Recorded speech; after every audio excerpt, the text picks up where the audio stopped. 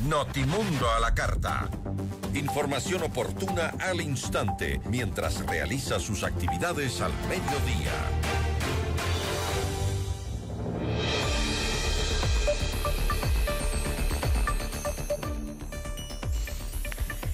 En medio del aumento de la inseguridad vial y las tensiones por los costos del transporte tras la eliminación del subsidio al diésel, el gobierno de Ecuador y los gremios de transporte retomaron las mesas de seguridad.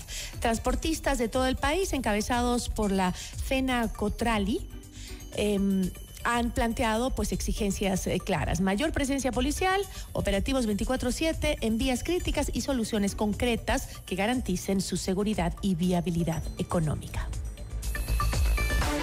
Nuestra entrevista de hoy en Notimundo a la carta.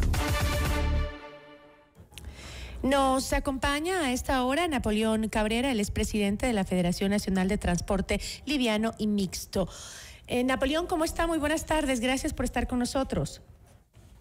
Buenas tardes, estimada Gisela, un saludo cordial a todos quienes nos escuchan a través de FM Mundo en todo el territorio ecuatoriano. Les saludo como presidente de la Confederación Nacional de Transportistas del Ecuador, que agrupa a 7 federaciones nacionales en sus distintas modalidades de transporte pesado, urbano, interprovincial, escolar, taxis, turísticos, estudiantiles y institucionales. Muchísimas gracias a usted por la aclaración. Ahora, en la última reunión con el gobierno, entiendo que se habló de reforzar la seguridad en las vías y establecer operativos 24/7 en puntos críticos del país. ¿Qué alcance real cree usted que tienen estos operativos y cómo medirá justamente las organizaciones que están en estos diálogos la efectividad de esto? Bueno, recordemos que al inicio de este gobierno, cuando recién empezó el tema delincuencial a causar pánico en los ejes viales del país, fuimos nosotros como Confederación Nacional los que demandamos la creación de esta mesa técnica de seguridad donde participen los entes de control como son el Ministerio del Interior, de Gobierno, Policía, Ejército y la Transportación Ecuatoriana. Esta semana se llevó a cabo la mesa 62 que se reinstala con la presencia de 2 ministros de Estado, la ministra de Gobierno, Natalie Murillo, y el ministro del Interior, John Reinberg, frente a nuestra denuncia de que la ola delincuencial ha crecido en estos últimos meses en los ejes críticos viales del país. No obstante que la Policía Nacional manejaba unas estadísticas que contradecían con la información que nosotros tenemos desde el territorio, porque tenemos un chat creado con todas las federaciones nacionales del transporte y las autoridades a las que hice mención. Todos los días hemos estado reportando llamadas de auxilio, de emergencia por asaltos, robos de camiones, robos de mercancía, extorsiones, compañeros que han sido baleados en el carretero. Nos daba a demostrar de que la ola delincuencial, fundamentalmente en el sector costanero, ha venido creciendo paulatinamente. Si bien es cierto, a raíz de que se instalaron las mesas, tuvimos logros significativos, una reducción del 30% de este índice de delincuencial. En su momento logramos la creación de los escuadrones de carretera. 124 patrulleros se entregaron a la Dirección Nacional de Tránsito para que hagan una vigilancia permanente, 24/7 de estos ejes viales. Hoy por hoy los compañeros reclaman de que en horas de la noche en estos ejes críticos no se observa patrullaje alguno y eso nos causa preocupación. Y referente a esa preocupación, ¿qué le dice la autoridad cuando le plantean eso? Bueno, el ministro John Reinberg, al que nosotros le formulábamos el reclamo, ha comprometido que en efecto a raíz de la paralización de actividades que hubo en el país por la declaración de paro de la CONAIE, las fuerzas del orden estuvieron distraídas tratando de controlar estos desmanes o disturbios que se dieron en ciertas partes del país. Ha ratificado que a partir de ahora, con la reinstalación de las mesas, el control va a ser 24/7. Personalmente también le hice un enfoque de que no solo ahora son los ejes viales críticos, la delincuencia ha migrado a otros lugares de la geografía nacional, tanto de la región amazónica cuanto de la región costa, pero que colinda con la Sierra del Austro, como por ejemplo la ruta que va desde el peaje del puente del Durán hasta el Triunfo, la Troncal y Azogues, que se ha convertido en un eje vial crítico y en donde los vehículos de transporte pesado interprovincial se limitan a circular pasada las 6 de la tarde porque ahí el asalto es diario y permanente. Entonces le hemos pedido que sus acciones se orienten también a otros lugares de la geografía, porque la delincuencia está cambiando de estrategias y ellos, como técnicos y especialistas en seguridad, deberán tomar las medidas que más consideren pertinentes a objeto de lograr reducir este índice delincuencial que no le permite al transportista desarrollar su actividad con seguridad y por lo tanto nos causa un perjuicio económico terrible. Sumado a ello el tema de la eliminación del subsidio al diésel. Justamente sobre ese tema también queríamos conversar en qué medida estos acuerdos incluyen algún tipo de compensación, ajuste de tarifas o medidas que alivien o le den ese alivio que ustedes han dicho que necesitan del impacto en los costos operativos de los transportistas. Bueno, la compensación que actualmente existe es única, es la eliminación del subsidio del diésel y ahí se fijó un valor dependiendo de la modalidad de transporte que está clasificada en la Ley Orgánica de Tránsito y Transporte Terrestre en dos modalidades, la de transporte público, que es la de pasajeros, el transporte interprovincial, el intraprovincial, el urbano, y el transporte comercial que implica la carga pesada, la liviana. Pero ustedes han pedido que esa compensación no es suficiente. Bueno, fueron fijados valores y eso hay que respetar y honrar los acuerdos, valores que se fijaron por un periodo de tiempo. En el primer caso de interprovincial fue de 4 hasta 6 meses, que podría llegar aproximadamente a febrero, mientras que en el transporte comercial de carga pesada, liviana y otros es de 3 meses, que pueden llegar hasta los 5. Esto lo tratamos directamente con el ministro Roberto Luque, con quien también nos reunimos en el transcurso de esta semana. Él ha expresado de que se mantiene las compensaciones hasta que el presidente de la República determine de que la reactivación económica de la que se hablaba y a la que se iba a inyectar previamente los 1.300 o 1.200 millones que generaba la eliminación del subsidio se sienta en la economía del país. Entonces el organismo técnico, la Agencia Nacional de Tránsito, deberá elaborar una metodología tarifaria que fije los nuevos precios reales, tanto de los pasajes cuanto de los fletes. Mientras aquello no acontezca, la compensación se sigue manteniendo y se habla entonces la compensación no es que tiene una fecha de límite, sino que les han dicho que se mantendrá si es que no se logran estas metas. Se mantendrá mientras no se logre la reactivación. Porque lo que nos dijeron a la prensa era de que tenía una fecha límite.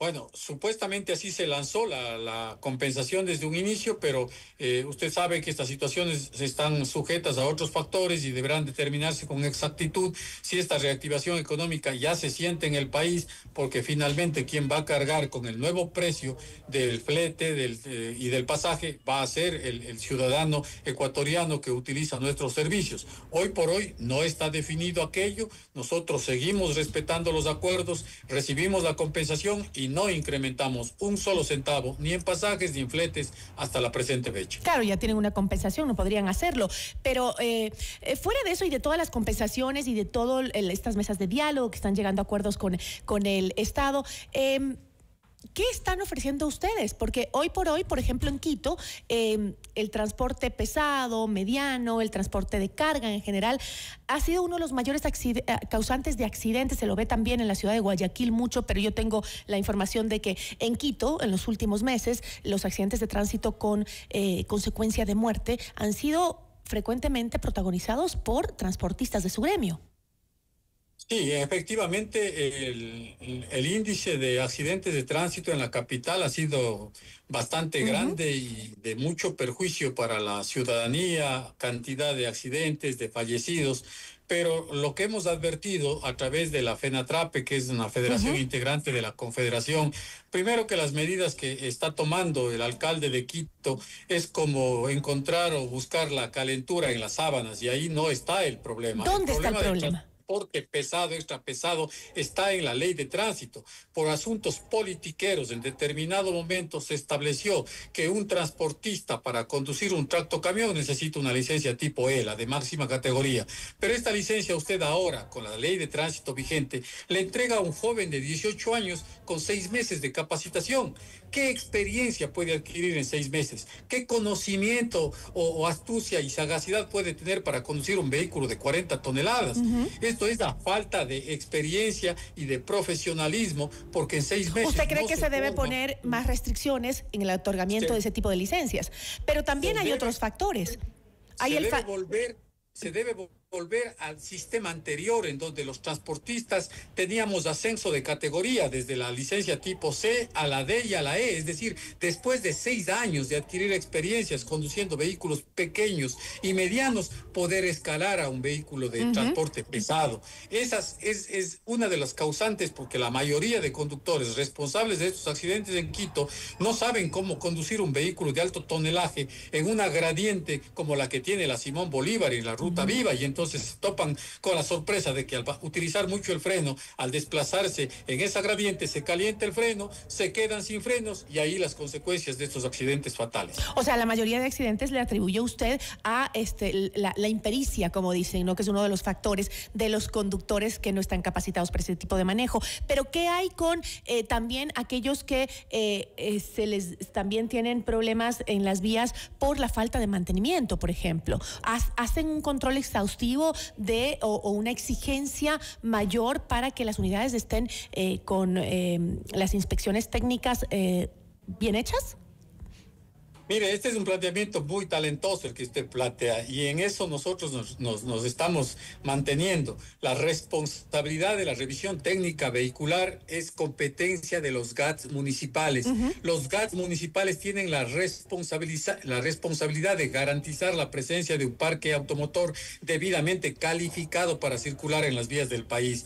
Lamentablemente, no todos los GATS, porque algunos tienen centros de revisión vehicular en óptimas condiciones y condiciones técnicas y de calidad, pero la gran mayoría de GATS municipales tienen centros de revisión de mediana calidad, y no existe un control exhaustivo de la funcionalidad del vehículo, y consecuentemente ahí se dan también resultados desfavorables. Pero sin embargo, el planteamiento del alcalde de Quito, que insistía que todo el transporte pesado para ingresar a la capital debe ser revisado en la ciudad de Quito, eso no tiene sentido. Son miles de camiones que ingresan diariamente en Quito, y cada uno, de acuerdo a la ley, puede revisar en el lugar de su jurisdicción, donde tiene su domicilio personal o donde tiene su domicilio jurídico, en el caso de las operadoras de transporte. Desde enero se limitará el exceso. ¿Qué va a generar aquello? Va a ver usted la congestión que se realiza en las entradas norte y sur de Quito, donde los camiones, que son en miles... Pero por algo se tiene que empezar, porque también yo entiendo que el alcalde lo que quiere es proteger a su ciudad. Usted tiene razón en decir que tal vez las revisiones técnicas en otros municipios no son las adecuadas y no tienen la capacidad de revisar de manera efectiva a los vehículos de transporte que entran a Quito. Entonces, hacerles que revisen en la capital, donde tienen una mejor revisión técnica, podría en algo mejorar la situación. Usted dice que es imposible, pero creo que más difícil es mejorar a cada cantón debería ser así, ¿no? Pero lo ideal, pero por lo pronto alguna medida hay que tomar. No podemos seguir permitiendo que la gente muera en las vías porque un camión se le fue los frenos, porque no estaba en buenas condiciones. Mire, que la mayoría de camiones que sufrieron estos grandes y fatales accidentes de tránsito son camiones nuevos. Es decir, técnica y mecánicamente estaban operativos. Tampoco estoy diciendo que solamente Quito tiene un excelente centro de revisión técnico vehicular. No, hay cantones pequeños que tienen excelentes centros de revisión. La ley obliga a todos los GATS municipales a contar con un centro de revisión dotada de la infraestructura técnica y tecnológica de primer nivel, y debe ser garantizado aquello.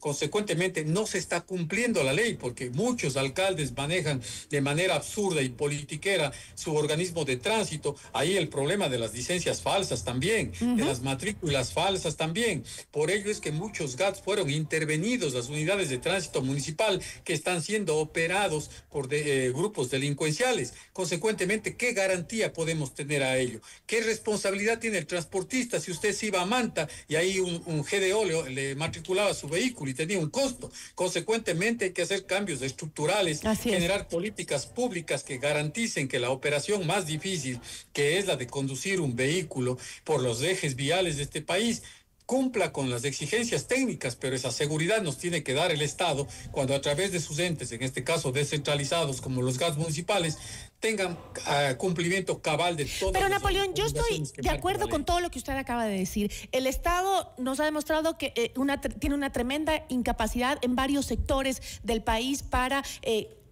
ayudarnos a controlar que las cosas se hagan bien, ¿no? Que se haga un control técnico a los vehículos que se debe hacer. En todos los GATS, como usted dice, debería ser equilibrado. Todos deberían hacer el mismo proceso para evitar justamente los problemas en la vía. Pero también dentro de su gremio, ¿ustedes conversan, hablan sobre medidas que pueda evitar, por ejemplo, el contrato de gente muy joven y sin experiencia para manejar vehículos muy pesados? ¿Ese tipo de cosas? Nosotros lo que hacemos en la mayoría de este tipo de transportes, en donde requieren no solo de un conductor, sino requieren de 2 conductores o a veces de 3, dependiendo de la carga horaria que se tiene, es pedir mano de obra que esté dotado de un título habilitante, que es una licencia de conducir, y a veces ciertas empresas no toman quizás demasiado control sobre aquello, y ahí las consecuencias de tener este momento cientos de profesionales con licencia tipo E de edad que oscila entre los 18 y 21 años. Hay algunos jóvenes también profesionales, es verdad, que se forman desde muy pequeños porque vienen de familias de transportistas y tienen la experticia respectiva y van desarrollando sus habilidades desde muy jóvenes. En verdad, eso también sí existe, pero la responsabilidad, yo creo que nosotros como dirigentes, encontrando que como hemos determinado que una de las causas probables es la falta de experiencia en esto, la impericia está demostrada, hemos apuntado ya a la Comisión de Desarrollo Económico, a donde hemos comparecido y hemos planteado reformas de ley que busque garantizar el ascenso de categoría como una de las soluciones valederas para garantizar a que la sociedad ecuatoriana sepa que en el carretero va a encontrar estos vehículos conducidos con gente y profesionales de experiencia. Esperemos que estos pedidos que son importantes para la ciudadanía también sean escuchados por las autoridades, ¿no? De lado y lado hay muchos cambios que hacer. Yo le agradezco muchísimo, Napoleón, por habernos acompañado. Muchísimas gracias. Buenas tardes. Estuvo con nosotros Napoleón Cabrera de la Confederación Nacional de Transporte.